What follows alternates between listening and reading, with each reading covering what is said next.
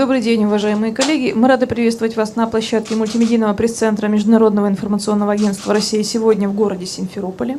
Нашу сегодняшнюю пресс-конференцию мы назвали так: «Крымско-татарский вопрос в повестке ООН. Есть ли шанс на правду?». Недавно представители крымско-татарской общественности Крыма призвали прекратить спекуляции на международных площадках относительно нарушения прав крымских татар и выразили готовность выступить в ООН. Этому предшествовало заявление президента Украины Петра Порошенко, который сообщил, что поручил дипломатам подготовить новую резолюцию по Крыму к следующей сессии Генассамблеи ООН. И, по его словам, Украина намерена поднять вопрос о якобы имеющихся нарушениях прав крымских татар, проживающих в Крыму. На эти и другие вопросы мы сегодня поговорим с нашими уважаемыми спикерами. Это председатель региональной общественной организации Крым-Бирлиги «Единство Крыма» и Общественного совета крымско-татарского народа Сейтумер Нимитулаев, заместитель председателя общественной организации Крым-Бирлиги и Общественного совета крымско-татарского народа Рустем Нимитулаев и заместитель председателя общественного совета крымско-татарского народа Энвер Кантемир Умеров. Добрый день. Итак, Сейтумер ага, чем было вызвано ваше заявление и как вы относитесь к заявлению Петра Порошенко о нарушениях прав крымских татар, которые проживают в Крыму? Сегодня действительно уже мы проживаем более 4 лет, и уже 5-й год идет вместе в Крыму. Народ живет, созидает, учится, работает. Нашим оппонентам не спится и не сидится спокойно, зная, что тут мир, согласие. И я как крымский татарин, живущий более 47 лет на Украине, могу рассказать, что творится лично с моей семьей, с супругой, с детьми, которые волей судьбы, потому что большое имущество, которое мы там заработали, оно находится в Геническом районе. Сегодня кому не лень, как коршуны нападают, хотят забрать, отобрать все, не имея на это никакого абсолютно права. Сегодня в Украине, к сожалению, я ее очень люблю это государство и народ, нет никакого права, милиция не работает, правоохранительные органы не работают, СБУ не работает, эти структуры все работают на заказ. Кто больше заплатит, его желание там исполняется. Это чистейшая правда.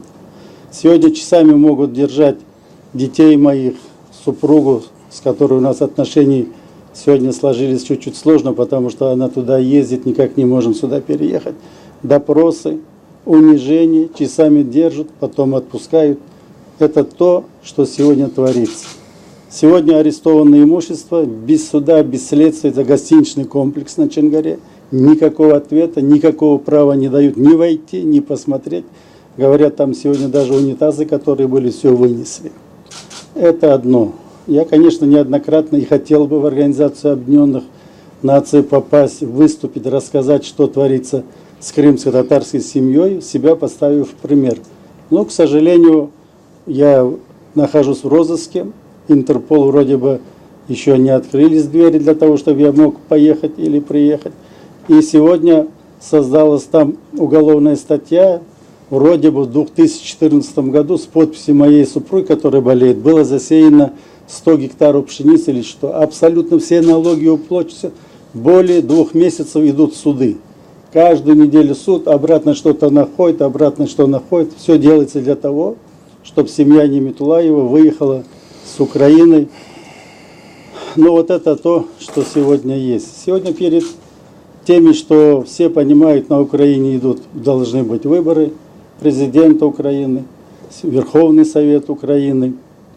И они перед этим, когда должны пойти на уступки, я всегда и всю жизнь считал и считаю, что Украина и Россия – это братские народы. По-любому сегодня или завтра они будут вместе.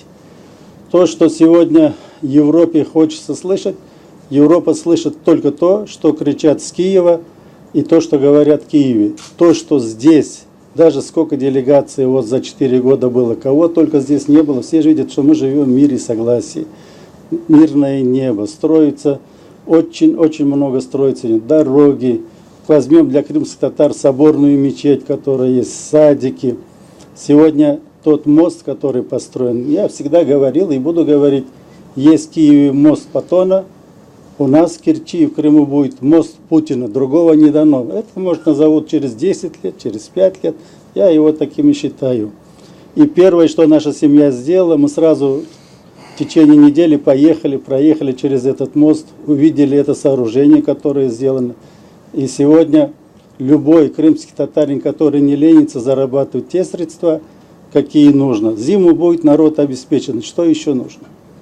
Теперь мы же неоднократно писали и в Организацию Объединенных Наций. Мы писали на имя президента Порошенко по этой воде, которую надо открыть.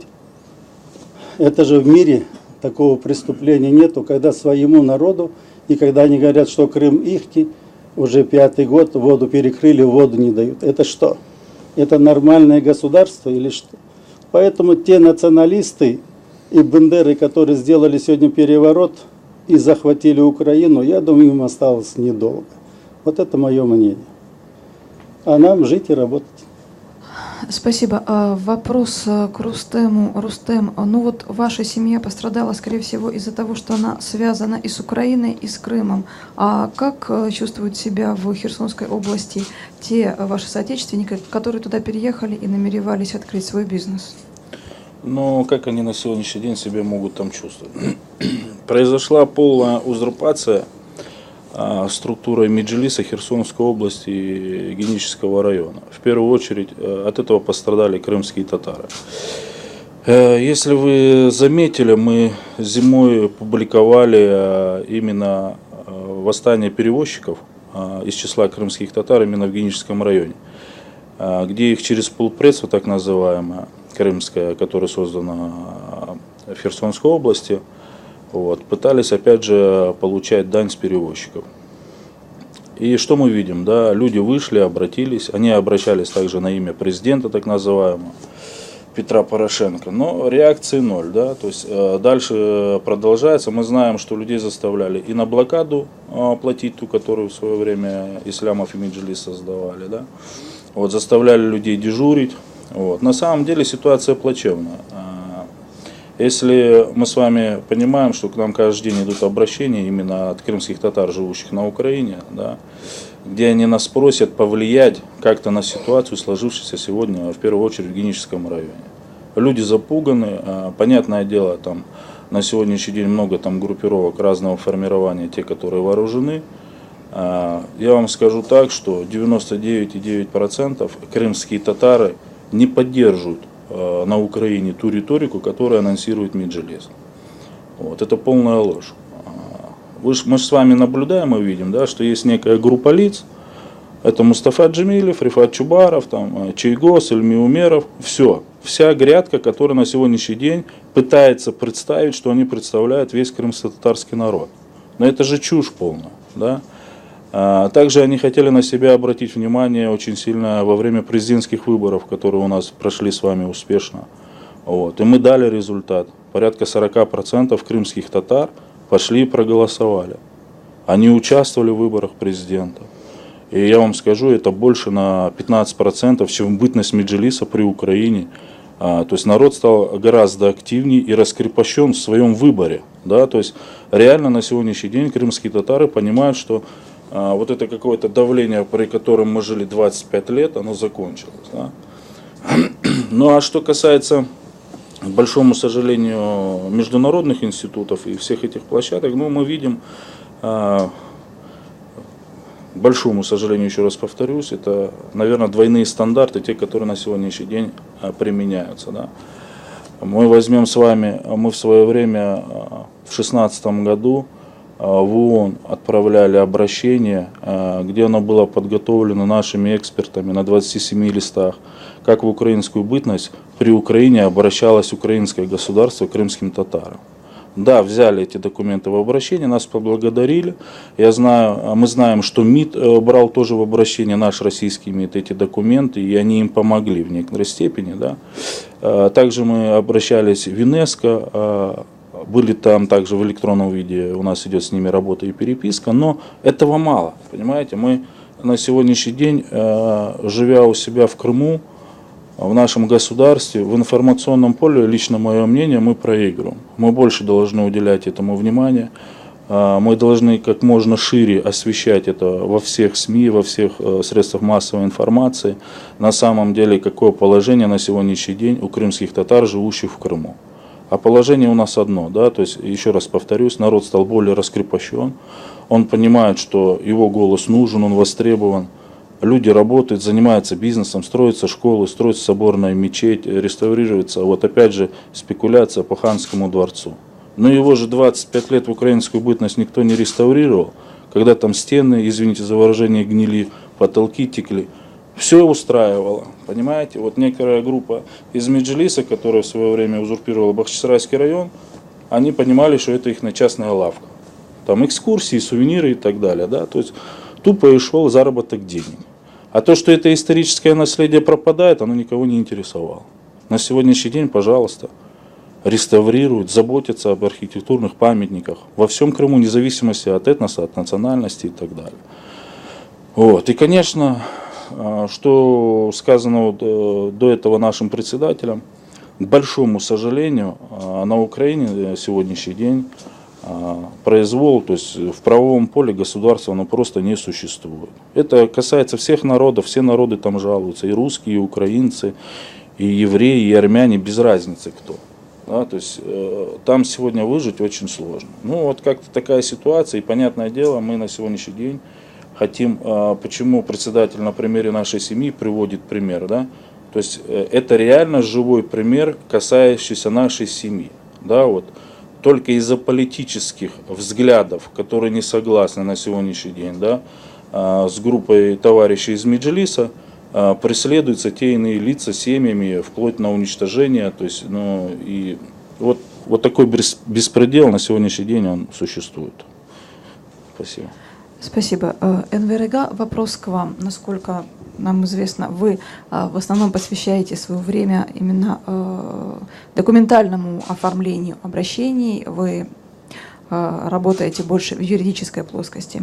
Сколько за это время было подготовлено документов для международных организаций и какова их судьба, если можно подробнее?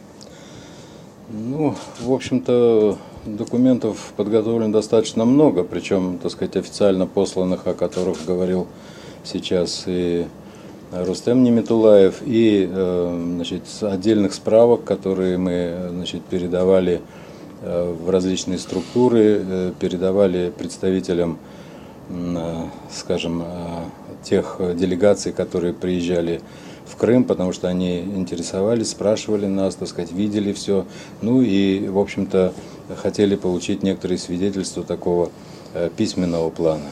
Поэтому таких документов, конечно, было достаточно много. Большинство из них, в принципе, опубликовано у нас на сайте в открытом доступе, поэтому это все можно посмотреть и проследить всю историю. Но я бы хотел сказать, что вот наша попытка работать в документальном таком плане, опираясь на юридические какие-то документы и готовя эти документы для Министерства иностранных дел, для ЮНЕСКО, для ОБСЕ, для Организации Объединенных Наций. Это все наша попытка, так сказать, действительно рассказать правду о том, что на самом деле имеется сегодня в Крыму и во взаимоотношениях между Украиной и Крымом. Но если вот просто на примере одной семьи, то это только пример одной семьи. На самом деле мы можем привести сотни таких же примеров, которые, объединяясь, дают общее представление о ситуации. Ну, не будем, как говорится, утаивать, ведь когда хочешь узнать правду, нужно знать мнение двух сторон. И если, так сказать, одно мнение выражается в тех резолюциях, которые готовит Украина и которые, к сожалению, большинством стран поддерживаются пока еще в Организации Объединенных Наций, то в Крыму существует дискриминация. Говорится об этом, что в Крыму ущемляются права отдельных граждан, народа, ну и так далее, и так далее. И ставится вопрос, естественно, о легитимизации той структуры, которая называлась Меджлис крымско-татарского народа, с возвращением его, с передачей ему, опять же, тех же полномочий и, так сказать, переводом сегодняшней действительности во вчерашний день. Ну вот на самом-то деле, значит, само это действие украинского государства как раз говорит о том, что оно своими действиями направлено против того народа, который живет в Крыму, и не только крымских татар, а и русских, и украинцев, и всех представителей всех остальных национальностей, потому что и в этих документах, которые готовит украинская сторона, там, так сказать, перечисляются разные представители разных национальностей, живущих в Крыму. А на самом деле Украина сама пытается задушить Крым, то энергетически, то, так сказать, путем водной блокады, то еще каких-то инсинуаций, то путем политических провокаций и прямых провокаций, которые осуществляются здесь. На что они направлены? Направлены они прежде всего на разогрев, так сказать, вот межнациональных конфликтов. Значит, разогревается и используется крымско-татарская карта. Ну, по их представлению, это одно из наиболее таких вот как бы инструментов, которые могут действительно повлиять на ситуацию. И это делается неоднократно. Но если вот приводить аргументы второй стороны, то есть нашей стороны, ну и вообще всех крымчан, не только нашей организации и крымских татар вообще, то надо сказать, что лучшими аргументами в пользу, так сказать, того, что на самом деле здесь ничего такого нет, что говорится в резолюциях украинской стороны, это то, что в Крыму на сегодняшний день и все время мирное сосуществование, правильно? Значит, никто, никуда, ни против кого, нигде, никаких, так сказать, ни выступлений, ни мероприятий, ничего такого нет.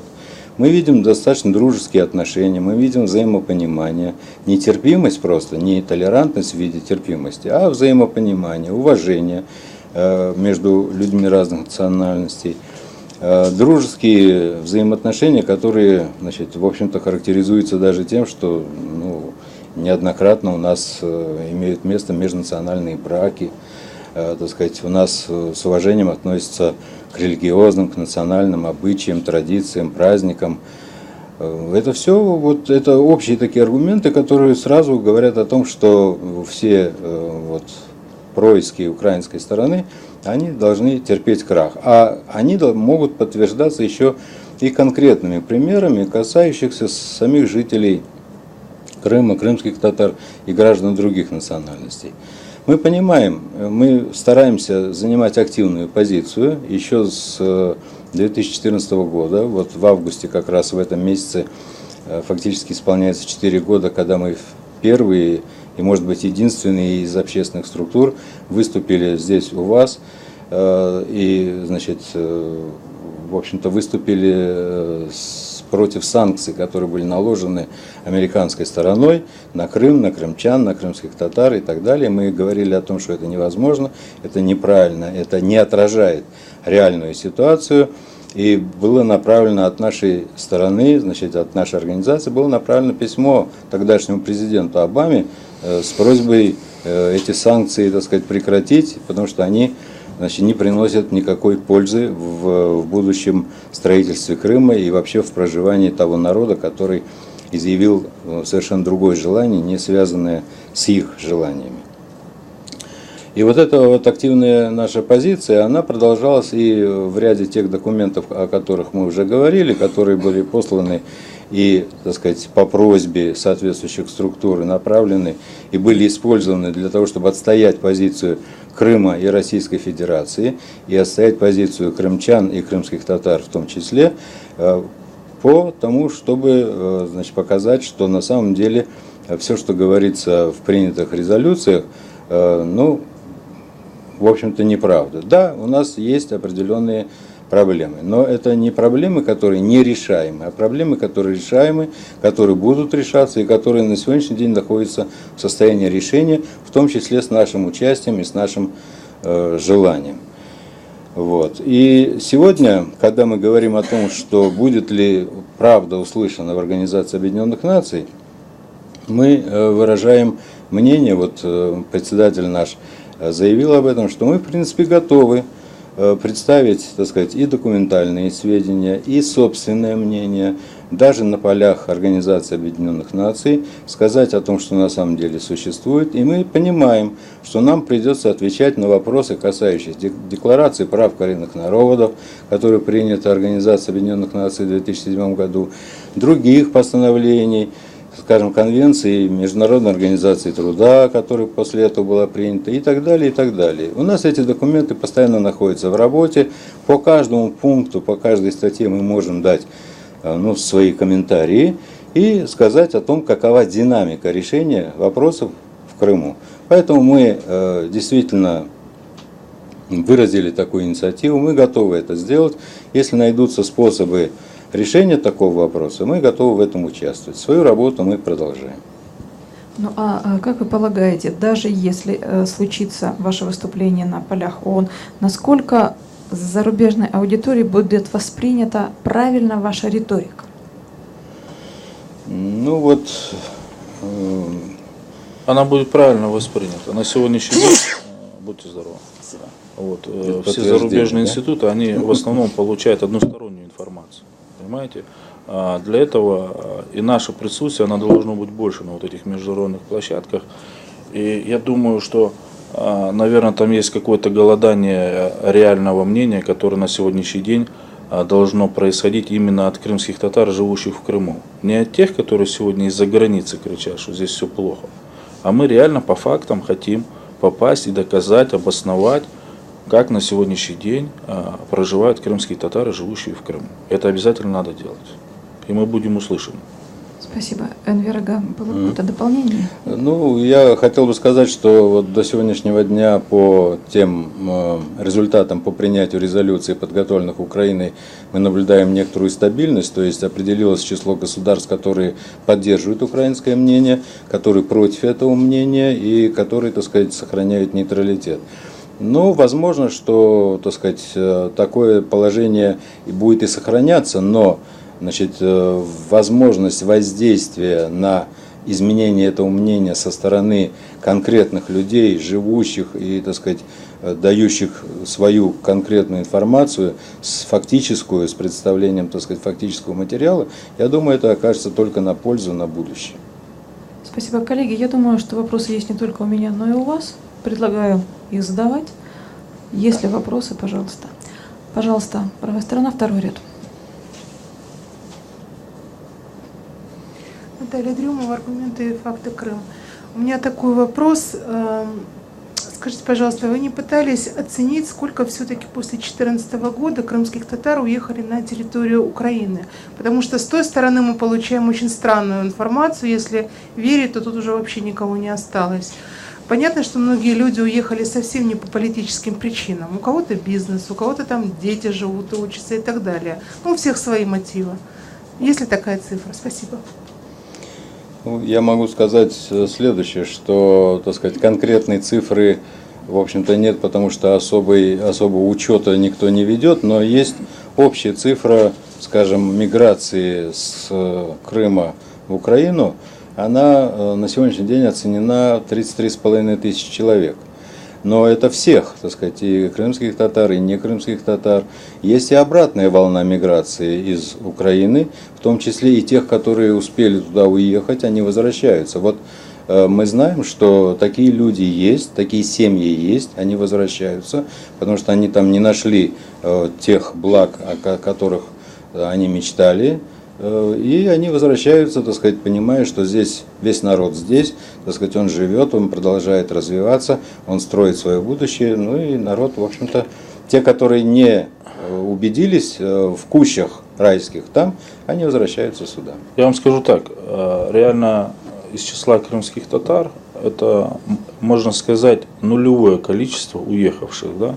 Если кто и уехал, это те люди, которые, наверное, приверженцы были каких-то там сект, таких как Хизбут Тахир, там ваххабиты и так далее. Да. Поймите, крымские татары между собой все друг дружку знают. Да. И вот те, которые на поверхностные люди, да, те, которые на сегодняшний день там, занимаются бизнесом, либо работают педагогами, там, врачами и так далее, мы не видим тех семей, которые отсюда бы уезжали. Я вам скажу так. Да. То есть мы наверняка бы знали. То есть Если взять там в процентном соотношении, ну если, может, там 1,5% уехало, но и те, наверное, уже об этом пожалели, что они это сделали. Поэтому сегодня ситуация на Украине, она, ну, сами все прекрасно понимают, как она складывается. Спасибо. Еще вопросы? Коллеги, еще вопросы? Пожалуйста, центр, второй ряд. Вы понимаете, мы бы их видели, этих людей активных. То есть мы на сегодняшний день с вами видим именно тех людей, которые есть верхушка Меджлиса, которые пытаются, опять же, всему миру показывать, что они управляют всеми крымскими татарами. Других людей нет. Да, может быть, молодежь, та, которая ездит, учится, выбрала себе тот или иной вуз, но она не переехала из Крыма, они, понятное дело, отучились и возвращаются на свою родину. То есть... Людмила Радева, «Крымские известия». Скажите, пожалуйста, насколько вот те татары, которые живут в Крыму, подвержены влиянию Меджлиса? Может быть, запуганы или занимают выжидательную позицию? Ну, отвечу вам так, да. То есть я же сказал, наш народ стал более раскрепощенно себя чувствовать. На самом деле, чтобы вы понимали, Меджлисом ведется мониторинг в первую очередь в соцсетях. Да, тех крымских татар, они пытались этот мониторинг вести и ведут. И в 2014-2015 году, в 2016 году, мы знаем, были случаи, когда в селах, в тех или иных районах к людям подъезжали домой и угрожали. Да, то есть если вы будете там высказываться, там, допустим, там, за Россию, или почему вы там участвовали в выборах там, в Госсовет или в выборы там, в Госдуму, эти случаи были. Но на сегодняшний день я вам скажу так, что если они имеют влияние, то это небольшая часть, это порядка 5-7%. Вот. Основная часть крымских татар, еще раз повторюсь, президентские выборы нам показали, как бы они ни кричали, ни анонсировали, ни раздували это все на международных площадках, и спекуляции там Петра Порошенко, что завтра будет крымско-татарская автономия и так далее, все это осталось в пустых словах, никаких подтверждений оно не находит. Кроме, знаете, сотрясания воздуха ничего не происходит. Еще раз повторюсь, 40% крымских татар приняли активное участие в главных событиях нашего государства. Это выборы президента. Это самый большой показатель, который мы недавно с вами в марте месяце увидели. Я добавлю, если можно. Да, пожалуйста. Значит, конечно, вопрос уместен и правомочен, потому что, конечно, какой-то контингент имеет место. Мы об этом знаем, мы над этим работаем. И как раз вот это сиюминутно не ликвидируется, не меняется. На это нужно время, нужно исполнение целого ряда всяких вещей, мероприятий, работы и так далее. Нужна информационная поддержка тех, в общем-то, той разъяснительной работы, которая на самом деле должна вестись среди населения, и не только среди крымских татар, кстати. Значит, здесь мы знаем, что такой контингент, который, так сказать, вот еще живет в прошлом Украины, он есть и среди других национальностей в Крыму, он есть. А на это не надо закрывать глаза, надо просто над этим работать. И в этом отношении правильно сказал Рустем Ниматуллаев, что информационная работа, она должна, как бы, мы проигрываем в некоторых вещах пока еще. Нам нужно менять качество и количество этой работы, и тогда все будет идти гораздо более успешно. Сегодня, можно я, да? Конечно.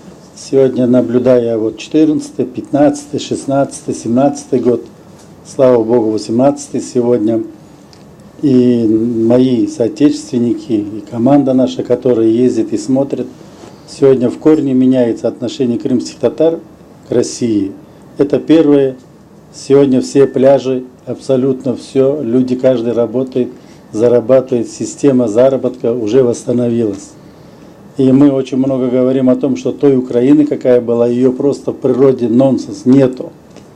Сегодня, и повторяюсь, действительно там монархия, правит беспредел. Это уже наши крымские татары, которые туда ездят, все это видят. И приезжая, все говорят: ой, Сетмирага, там какие дороги, там власти нет, милиции нету. Каждый об этом говорит. И очень много мне звонят, но нам, я всегда говорю от нашей команды, которые спрашивают: а как вот переехать в Крым, получить гражданство, получить вид на жительство. Мы же практически 70 лет все боролись за то, чтобы жить в Крыму, а не в Киеве, понимаете?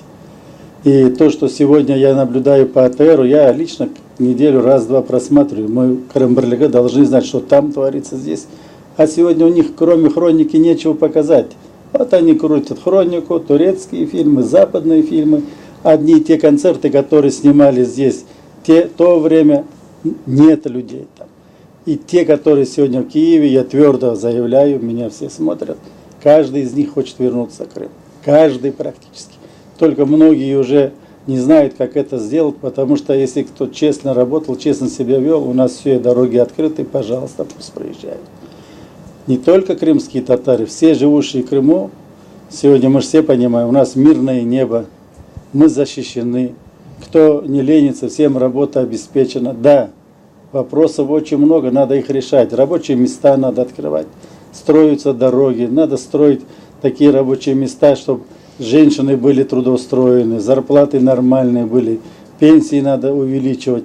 Все это мы понимаем. В каждом государстве, в каждом отдельно взятом этом есть всегда проблемы. А проблему решает народ. Мы сегодня для того и созданы, чтобы здесь был мир, благополучие, чтобы мы вместе с вами, когда виделись, улыбались, как в Японии. Вот для этого мы тут созданы. Спасибо, коллеги. Еще вопросы? Да, пожалуйста, на втором ряду вопрос. При Украине в течение многих лет очень большие деньги и силы вкладывались в радикализацию, скажем так, именно среди крымских татар. Это была выстроена уже даже, наверное, определенная система какая-то. После 2014 года, наверное, системы уже нет, но что-то осталось. Как по-вашему, насколько серьезно к этому нужно сейчас относиться? Спасибо. Я вам скажу, к этому надо относиться очень серьезно. Вот по нашей информации, буквально в прошлом году структура Меджлис, которая в Киеве, от Соединенных Штатов, от Госдепа, они получили на раскачку ситуации в Крыму 250 миллионов долларов. Слушайтесь цифру, да? 250 миллионов долларов. Да? То есть я почему говорю, что мы активнее все должны работать в СМИ, в социальных сетях, больше показывать другую жизнь в Крыму. Да? Ни для кого не секрет, что в украинскую бытность среди крымских татар от структуры Хурултай Меджлис было много созданных организаций, те, которые, в моем понимании, были грантоедами. Именно их для чего создавали? Вот именно для вот такого момента. Да, почему? Потому что рано или поздно все равно, наверное, понимали, что Крым рано или поздно вернется, как говорится, в свою родную гавань, да, то есть в Российскую Федерацию. Вот. Но с чем они ошиблись? С тем, что крымско-татарский народ, он в любом случае сам принимает решение, где ему быть и как ему жить, и что такое хорошо, и что такое плохо, все давным-давно поняли. Поэтому, наверное, у нас референдум прошел без единого выстрела. Да, пытались наверное, возле площади раскачать как-то ситуацию, но все равно у народа своих мозгов хватило, что Крым – это наша родина, здесь надо жить, процветать. А что касается, опять же, вашего вопроса, мы очень должны к этому серьезно подходить. И мы понимаем, что на той стороне не спят. То есть, вы же поймите, все эти заявления, они же происходят не от своего ума там отрабатываются деньги. Мы же понимаем, кто за ними стоит. Видно хронологию, куда эти товарищи ездят. Торонто, США, Лондон и иногда еще залетают опять же в Турцию. Понимаете, да? Вот. И, конечно, к этим вопросам мы почему активно стараемся, да, работать, активно показывать в соцсетях нашу работу, жизнь наших соотечественников, да, то есть создаем эти офисы, как бы тяжело там не было, да, мы показываем людям, что есть другая жизнь, и чтобы там тоже понимали, что крымские татары и вот эти чудо-ребята из 4-5 человек, это не весь крымско-татарский народ. Спасибо большое. Рустам, вы сейчас заговорили о поддержке, так скажем, правильных с точки зрения Украины татар представителями США и других зарубежных стран. Скажите, а испытываете ли вы поддержку со стороны диаспор, проживающих за рубежом, в той же Турции, других странах? Я вам отвечу, конечно, мы испытываем поддержку, ни для кого не секрет. Еще в 2014 году, в ноябре месяце, мы привезли первую делегацию вообще иностранную в Крым. Это была делегация из Турецкой Республики, из 45 человек, в которую входили журналисты, крымско-татарские дернеки, общественники, да, политические деятели, то есть депутаты и так далее. И был подписан меморандум дружбы между Россией, Крымом и Турцией. Да, это что касается, поддерживают ли наши соотечественники там. Да. Мы знаем, что вот недавно мы буквально делали конференцию вот, в гостинице «Москва». Число какое было, я там точно не помню уже. Вот. Мы также открыли свое представительство в Узбекистане. Да? Наши соотечественники с каждым днем по электронную эти самые входят в нашу организацию, вступают. У нас есть на сегодняшний день желание и потребность от наших соотечественников с Казахстана, чтобы открыть там представительство Крым-Берлик, да. И многие-многие другие регионы, Румыния и так далее, да. Просто все не охватишь и не сделаешь. Мы общественная организация, и четко могу заявить и заверить, что ни за какие гранты мы не живем, мы существуем из личных своих средств. Спасибо. И испытываем моральную поддержку, конечно, моральную. Да, морально, да, конечно. Спасибо, коллеги. Остались ли вопросы? Что ж, если вопросы нет? А вы что-то хотели задать? Да, пожалуйста, пожалуйста. Давайте.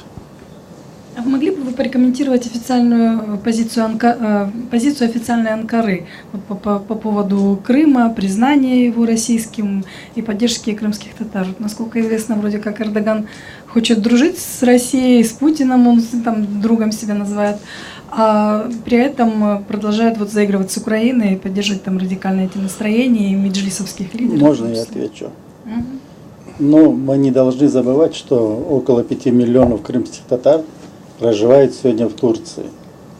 И, к сожалению, за эти 25-27 лет там роль Меджлиса была колоссальной, и оно сегодня еще прослеживается, хотя с каждым днем все меньше и меньше. Должны были быть выборы, которые прошли в Турции, и Эрдоган победил. Поэтому каждый президент и интересы государства вроде бы, да, я тоже ожидал, но он официально сказал, что сегодня поддерживает позицию Украины, не поддерживает позицию России по отношению к Крыму. Но в душе я понимаю, что все нормально сегодня складывается между соседним нашим государством. И президенты всегда интересы государства вроде бы первоочередные. Но то, что сегодня РС-400 Эрдоган покупает в России, это для Соединенных Штатов Америки такой удар вы даже не можете представить. Вроде бы блок НАТО, а вооружение российское. Сегодня также поток, который строит северную, и атомную станцию, которую будет строить на 30 миллиардов долларов или что, это же тоже большие показатели. Поэтому Турция сегодня экономически, политически полностью России сходятся их отношения. Вот в скором будущем, я считаю, Путин тоже должен поехать в Анкару, у них будет встреча, а обратно будут говорить все. Дай Бог, чтобы с соседями всегда мы так жили. Немножко добавлю, да, мы с вами понимаем, что турецко-российские взаимоотношения, они гладко у нас не происходят, да, то есть мы понимаем, то есть ситуация там с самолетом была и так далее, много примеров, которые обостряют ситуацию между двумя государствами, да. Что касается заявления официальной Анкары по поводу Крыма, мы должны с вами понимать, что они тоже находятся под давлением США и давным-давно, да, то есть не все так политически легко и просто. Наверное, они себе в голове понимают, что мозгами, что Крым это уже неотъемлемая часть Российской Федерации, как бы они хотели бы или не хотели бы этой ситуации, да. Вот. Над этим вопросом, конечно, мы все вместе должны работать. Нам бы очень хотелось бы, конечно, чтобы признавали Крым российским в Турецкой Республике, да. Мы понимаем, насколько велико давление происходит в этом вопросе. Почему? Потому что эти 5 миллионов из числа крымских татар, которые на сегодняшний день проживают в Турецкой Республике, и все общественные организации, они свое все основное и сознательное время финансировались из бюджета Госдепа. И по сей день финансируются. И по нашей информации, в 2015 году их на финансирование увеличилось в 3 раза. В 3 раза. Услышьте, пожалуйста, на риторику, та, которая должна влиять на крымско-татарские умы в Крыму и в Турецкой Республике. И, конечно, если мы с вами будем работать и стремиться к тому, чтобы не только Турция, а весь мир в скором будущем должен признать, что Крым это неотъемлемая часть Российской Федерации. Это наша с вами основная задача. Спасибо. Коллеги, остались ли вопросы? Вопросов не осталось. Мы благодарим вас за вашу активность. Мы благодарим уважаемых спикеров за то, что они к нам сегодня пришли. Пресс-конференция завершена.